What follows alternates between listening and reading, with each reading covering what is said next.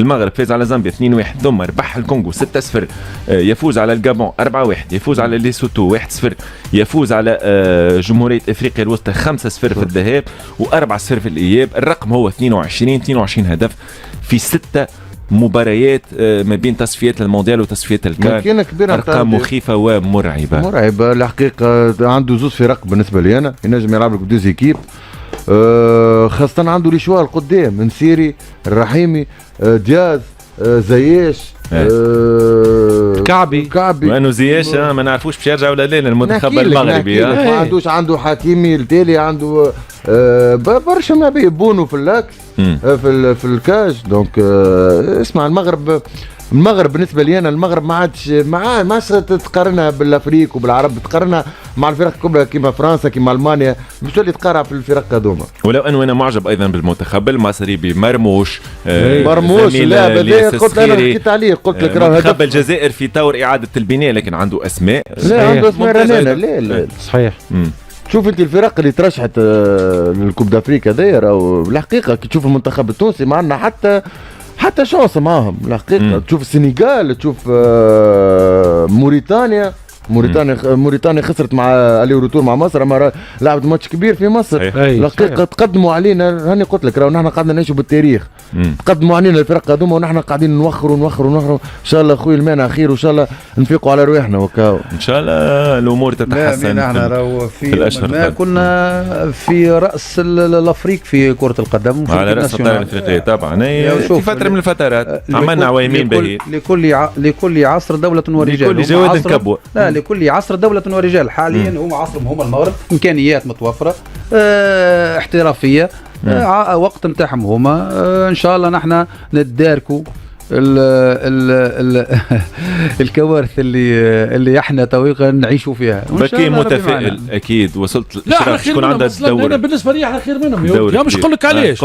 هما ب100% امكانيات باش وصلوا، احنا بصفر امكانيات ايوني. لا في الفوت، في الالعاب الفرديه، في الالعاب الاولمبيه، في اللي تحب انت، بصفر امكانيات. اي نصام لا، التونسي هو الاقدر على الانتصار وتحقيق التحديات. ان شاء الله صفر امكانيات. انا في المونديال وبسكر صفر امكانيات من 94 لتو انا نترشح الكوب دافريك. صفر امكانيات ربحت فرنسا، صفر امكانيات نهز في الشامبيونز ليج، صفر امكانيات نهز في الميداليات. هات قارن لي في مستوى النتائج. انا نقول برافو لو تونيزيان. لا سي عبد الباقي، عمل القاعدي نحن تو ضعف فيه. انت تحكي الون تيرم، هما يخدموا الون تيرم. شوف نحن تويك النظام الملكي يعاون برشا المغرب، لانه تعامل البلدان الملكيه فيما بعضها يسهل الخدمات. تجي تشوف لماجوريتي دي جوار ماروكان منين جايين، تقام بلجيكا، هولندا، اسبانيا، كلها من بلدان ذات عوامل اخرى اللي هو يعاونها باش يفتح لها افاق باش تلقى مجال وتتكون تكوين احسن. اما انا بالبطحه وبروجيكتور برك ونترنى على لمبوبة الكهرباء ونلعب المونديال.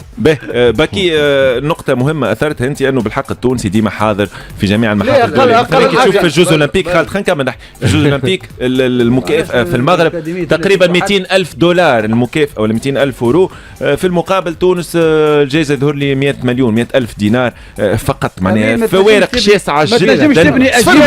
ما تنجمش تبني منتخب مغربي مرعب. شنو مرعب؟ يخوف بالاسماء بالارقام. اولا الساعه باش من خاطر الوقت قاعد يداهم فينا.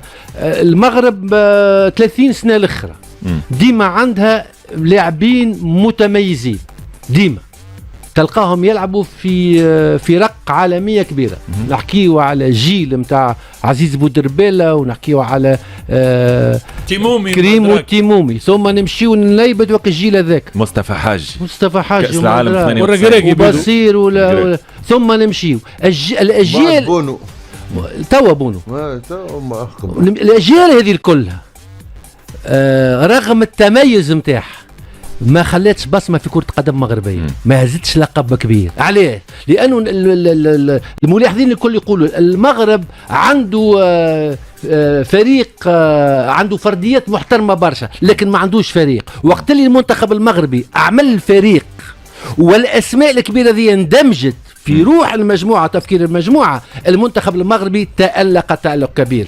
المكسب الكبير للمغرب إضافة للملاعبية هذوما هو مدرب متميز جدا عنده القبول وعنده الاحترام هكا ولا بكي وعنده الاحترام. بعد البيرفورمانس الكبيره نتاع كاس العالم صار التراجع وكانت نكسه كبيره في كاس افريقيا. رغم هذا الكل استرجع المنتخب المغربي الاشعاع نتاعو والقوه نتاعو. كان نحبوا الاسماء والقيمه التسويقيه للمنتخب المغربي ما نحكيوش على المستوى الافريقي. خليني نهزك لبعيد على المستوى الاوروبي. يتفوق على بعض المنتخبات الأوروبية الكبيرة كقيمة تسويقية للاعبين. كي نقول لك أنا أشرف حكيمي بركة 60 مليون يورو هكا 60. كي نقول لك إبراهيم دياز اللي اختار المنتخب المغربي وهنا قوة الاتحادية المغربية لكرة القدم وكيفية إقناع اللاعبين هذوما. أخيرا فما دو فولي باش نخدم بها وباش ما نطولش برشا لانه الموضوع طويل ياسر. المغرب تخدم في القاعده نتاعها على مستوى الشبان نتاعها داخل المغرب ولكن كذلك تشتغل الدبلوماسيه الرياضيه على مستوى الاقناع خارج المغرب. الخزان المغربي للاعبين اللي ينشطوا خارج حدود الوطن هو خزان كبير وكبير ياسر. ورغم الاغراءات الكبيره من منتخبات عالميه فانه المنتخب المغربي ومسؤولين قدروا انه يقنعوا لاعبين بانهم يكونوا اخرتها اللي سجل ثنائيه اللاعب امل من امال ديشان حب عليه امل الياس بن صغير هذاك سيدي خويا ربح برشلونه وحده جمعتين التالي مع موناكو. هذاك كان ابرز لاعب امام برشلونه وما ادراك. سمير النقطة اللي أثارتها أنت مهمة جدا هي الدبلوماسية الرياضية. تعرف وزن المغرب في الكاف وفوزي لقجع الرجل القوي داخل أسوار الكاف. المغرب تعتبر تير داكوي باللغة الفرنسية لكل المنتخبات اللي ما عندهاش ملاعب مؤهلة لتيران اللي ما همش هومولوغاسيون ما همش هومولوغي في كرة القدم الإفريقية. دونك تستقبل كل المنتخبات. شكون توا نسجل على منوال المغرب الكوت ديفوار نوفيل تير داكوي دي بيي سون ستاد اومولوغي. الكوت ديفوار عندها 6 ملاعب اومولوغي في كرة القدم الإفريقية. تونس عندها ملعب وحيد هو ملعب حمادي العقربي في رادس وملعب فيه نقائص وعيوب كبيرة لا يليق لا بالمنتخب الوطني التونسي لا بالأندية التونسية. باش نرمي الكرة البكي كانت تحب على مستوى الدبلوماسية الرياضية واحنا داخلين على انتخابات الكاف في مارس. حاليا بكي عنده الكواليس أنا مؤكد طبعا مش نحكيو في أكثر تفاصيل أنه المغرب حاليا في معناها سياسة قوة وضعف وكذا وعركة كبيرة ياسر وتدفع بمرشح آخر. صحيح. التموقع الرياضي الافريقي والمغرب هنا باش تلعب دور رئيسي وكبير ياسر في اللعبة هذه الانتخابية اللي باش تصير في مارس. طبعا تتحكم ممكن باللعبة هذه كل غدوة نحكيو فيها بكي بأكثر التفاصيل بما أنه أنت حاضرة معنا. غدوة خالد في كأس العالم التصفيات. المنتخب المغربي أسد في التصفيات وفي الوديات. المنتخب المغربي 15 نقطة من 5 مقابلات. الهجوم سجل 19 هدف والدفاع قبل هدفين فقط. الهداف لحد الآن تاع المنتخب المغربي هو إبراهيم دياز. والمغرب ديما يبدع صراحة. هو المنتخب المغربي اونيتمون بالحق اللي هو أفضل منتخب عربي عنده كل الإمكانيات باش يهز كل عام كان شكون واضحين أحسن افكتيف وأحسن ملاعبية موجود عند المغرب في كل بوست. ما تحيرش يغيب لك ملاعبي تلقى زوز 3 عادي جدا. دونك عنده كل الإمكانيات الفردية.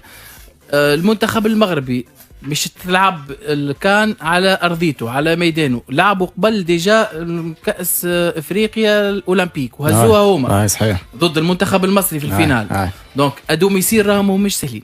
المنتخب المغربي على ميدانه يكون قوة ضاربة قوة إضافية عنده بالإفكتيف وبالمويان دو بور اللي عندهم مطالب باش انه مطالب وقادرين معناتها الاثنين مطالب باش يهز وعندهم كل الامكانيات باش يهزوا. دونك هو جينيرالمون المنتخب الكبير على ميدانه راهو يهز. شفنا الكوت ديفوار ديرنيرمون وهزت هيك العام كي هزت الجزائر هزت فيها على ميدانها. على ذكر الجزائر يا نيس على ذكر الجزائر مصر تهز على ميدانها. مصر تهز تونس هزين على ميدانها. مصر تهز في كل 94 ما هزيناش خرجنا من التور.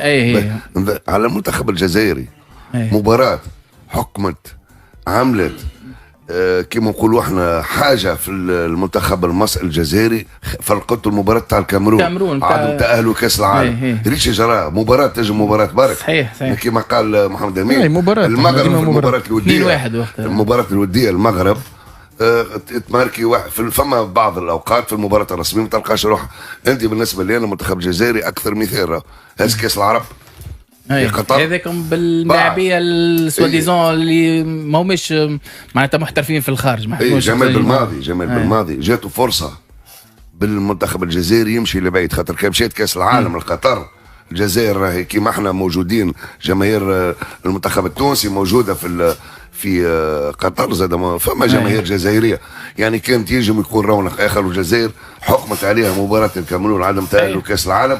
شوف ايش صار له، جمال بالماضي خرج اللاعبين خرج كان بعد ما صارت خرج مؤخر ويسمى نكسه كبيره نتاع كاس العالم، خاطر مامون سيكل بالفريق كان مامون سيكل وانتهى. انت ما تنجمش تكمل بعد في التعادل نتاع المنتخب الجزائري في الماتش كامرون يحكي عليه فوزي قلنا ترشحت الجزائر في اللحظات الاخيره نكسه كبيره هيك خاطر تجم المغرب تحكي عليها، يجم ماتش مباراه هامه تخرج كيما صار منتخب جنوب افريقيا ضد المنتخب المغربي في الكان تاع كوت ديفوار. المغرب في المقابلات الغير رسميه ديما يبدع صراحه. في المقابلات الرسميه تصير بعض المفاجات، مره من الربع نهائي، مره من الثمن نهائي، مره ضد البنين، مره ضد جنوب افريقيا. في 2025 اللي كان باش تكون في الشتاء، ماهيش باش تكون في المثال، ماهيش باش تكون في وقت انه يعني ماهيش تكون في دوله افريقيه سخونه الى غير ذلك. يعني مناخيا نتصور المنتخبات العربيه اللي هو المناخ عنده دور الحقيقه في كرتنا الافريقيه. خاطر انا قلتها ونعاودها اليوم، مصلحه المنتخب ومصلحه تونس قبل مصلحه اي ملاعب. شويه سامحني بالله انا تو موضوع بالله نحلوا بارونتيز بالله. كفاهم سيبوه مميش راهو لاعب تونسي يلعب في جمعيه كبيره اسمها الترجي الرياضي التونسي، هو مدرب. انا ساعات العباد تبدا الموضوع المنتخب ترشح ما حكيناش على المتألقين، مش نحكيو في المتألقين، خليه من الله. القرارات اخذها من المدرب حتى من دعوه اللاعبين، يعني قرارات راهي مش سهله. يوسف المساكن وفرجاني ما يجي حتى مدرب، كانش يوسف يقول له معايا ما نجيش. اما انا بالنسبه لي انا وقت نشوف حوايج كيما هكا اش معناها نقول له ما نجيش يا اخي؟ فهم لاعب لا يجي مش بيه، ما كانش قبل ما يجيوش. شكون؟ يوسف المساكني حنبال المجربي يقول له عندي ما نعمل، الاخر ممسوس في مخي، الاخر عندي مرتي باش تولد ولا شنو. انا بالنسبه لي انا نشوف في عديد النقاط الايجابيه تحسب الى قيس. ربح برشا بوانات صحيح. والتغيير نتاع ميميش اسمه يتغير. ميميش بيان سور لازم يتغير. شنو مصلحه تونس قبل كل شيء. انا وحاجه اخرى انا اللي عجبني في الماتش الاخراني نتاع المنتخب بسرعه الجرأه الهجوميه للعربيه والافكار الهجوميه. المنتخب سجل 3 أهداف لاول مره منذ 17 نوفمبر 2023 ضد منتخب ساو تومي، اكثر من 3 بونتو. معنا ماركينا 3 بونتو في الماتش هذاك، ماركينا 4. شنو اللي نقولوا احنا تبدل مع قيس اليعقوبي ابار الاختيار نتاع حازم المسؤول اللي هو عمل ماتش كبير يظل حتى بالاستاد.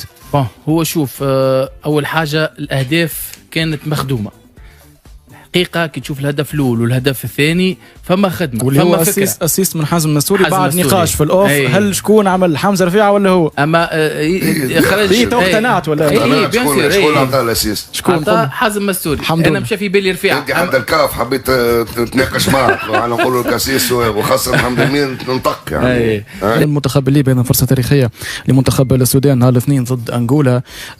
كيف تعادل يكفي زملاء القائد محمد عبد الرحمن الغربال للترشح، بشرط تتعادل النيجر ايضا او تنهزم ضد غانا ايضا خارج الكان، وبطبيعه فرصه لمنتخب السودان اللي يعيش الحقيقه في ظروف صعبه. هزيمه ثقيله هي امام النيجر ضد النيجر، ما عندهم ماتش في هم اللي يستضيفوا في ليبيا. ذاك علاش ممكن نحسبوا اكثر المقابله الاخيره.